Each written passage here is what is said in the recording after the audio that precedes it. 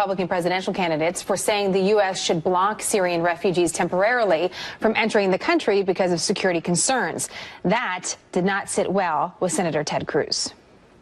It is utterly unbefitting of a president to be engaging in those kind of personal insults and attacks. And, you know, he talked about how he was belittling the Republican field as scared. Well, let me suggest something, Mr. President. If you want to insult me, you can do it overseas, you can do it in Turkey, you can do it in foreign countries. But I would encourage you, Mr. President, come back and insult me to my face.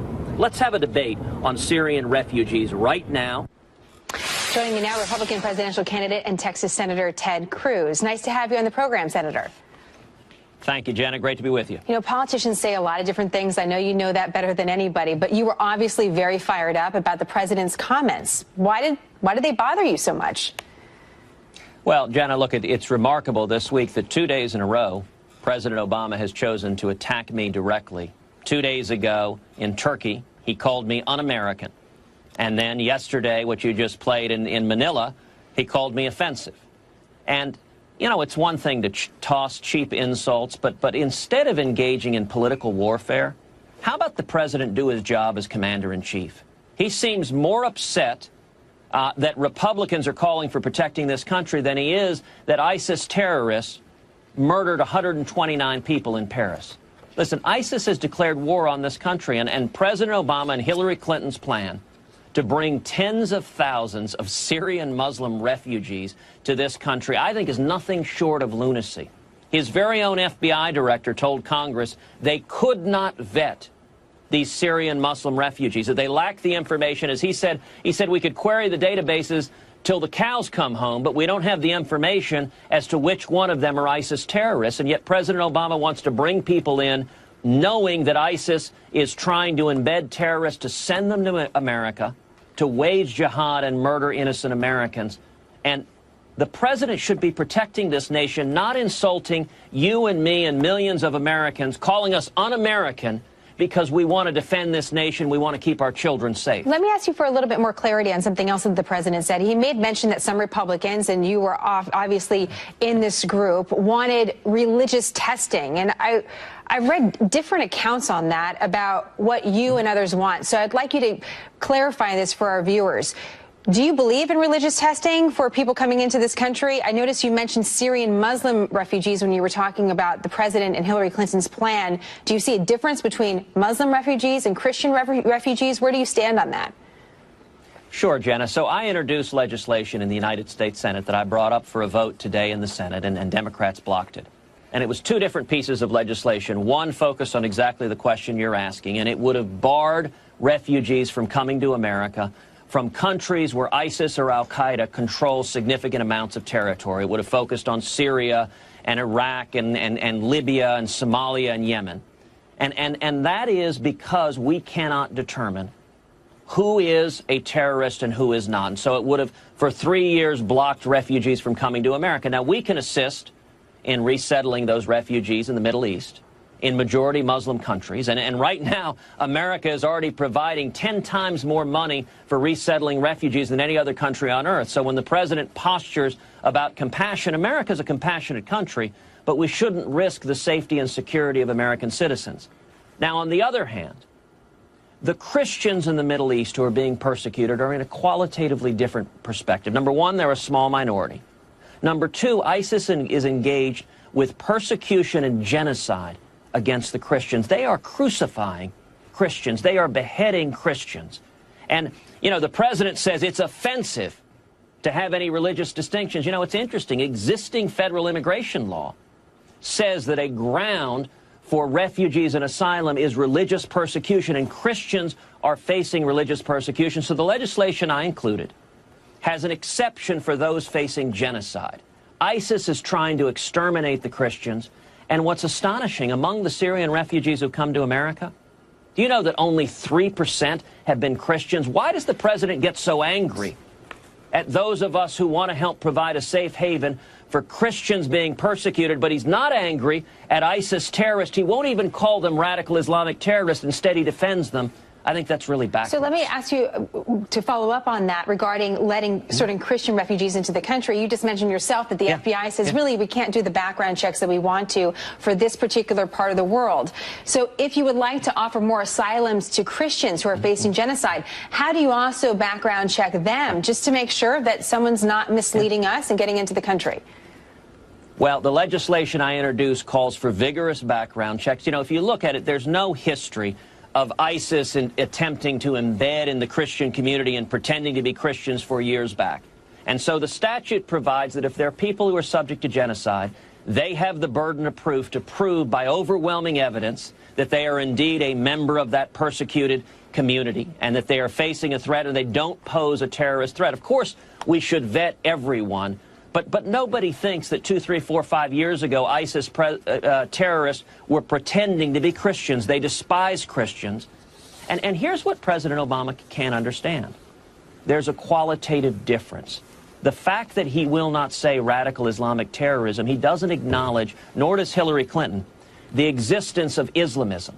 Islamism is a radical extreme view. It is a theocratic and political view that compels Islamists to jihad, to murder or forcibly convert anyone, any infidel, who they define as anyone that doesn't embrace their radical Islamist views. It is dangerous. And, you know, when I brought this up on the Senate floor... There's some viewers, I'm sorry to interrupt, but there are some viewers that really want your solution for that, of how we defeat that particular group that you're describing. But I want to finish up on this refugee issue really quickly, Senator. There are those that say, listen, that might be the debate that you want to have with the president about refugees, but that really isn't the debate we should be having, because several of the terrorists in France were actually French nationals.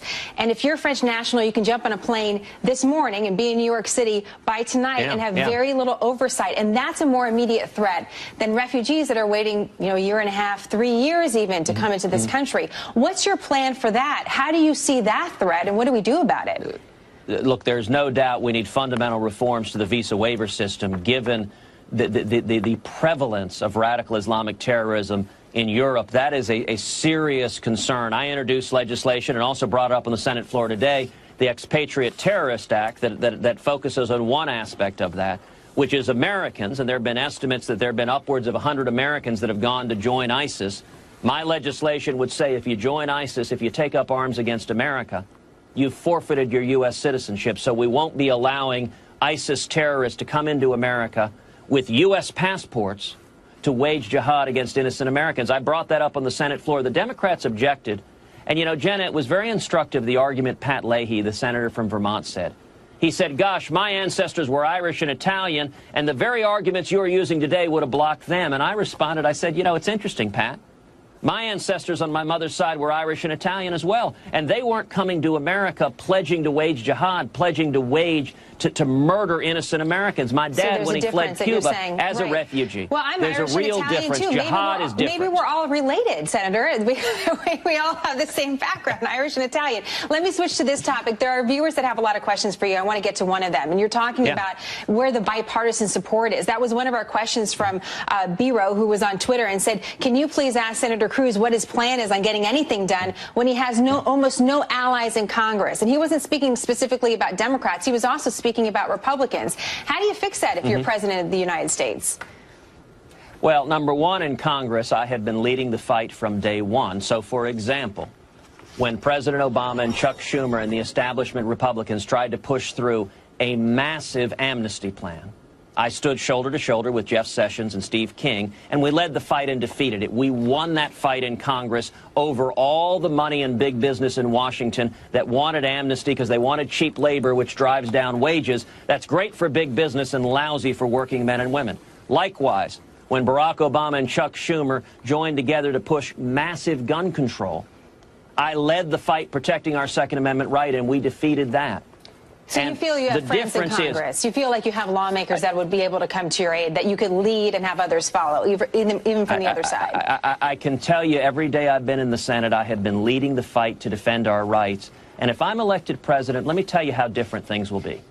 So President Obama went to Europe and said that he doesn't have time for American leadership. He doesn't have time for America winning. What an astonishing thing that the president doesn't believe in America winning. I can tell you my philosophy is exactly the opposite. With regard to radical Islamic terrorism, my philosophy, to borrow a page from Ronald Reagan in the Cold War, is very simple.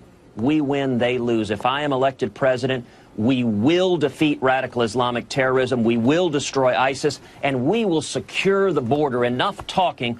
As president, I will build a wall that works. We will stop our southern border from being infiltrated by terrorists, and we'll solve the problem. That's what we need, is real leadership. A lot of questions on national security from our viewers, and Dee Dee also had one. She realizes that the economy is key for our national security as well. And her specific question is, she wanted to know what specifically in your policies will benefit entrepreneurs and small business owners in the United States today. Well, that's a terrific question from Dee Dee, because small businesses are the heart of our economy. 2/3 of all new jobs come from small businesses.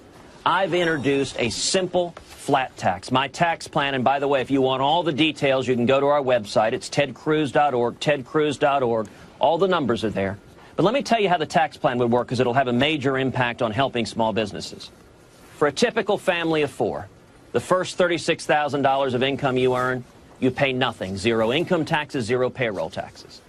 Above that, everybody pays a simple flat tax of 10%. It's even and it's fair. No longer do you have hedge fund billionaires paying a lower rate than their secretaries. On the business side, we get rid of the corporate income tax. We get rid of the payroll tax. We get rid of the death tax. We get rid of the Obamacare taxes. And we replace them with a simple business flat tax of 16%. Again, it's simple and fair.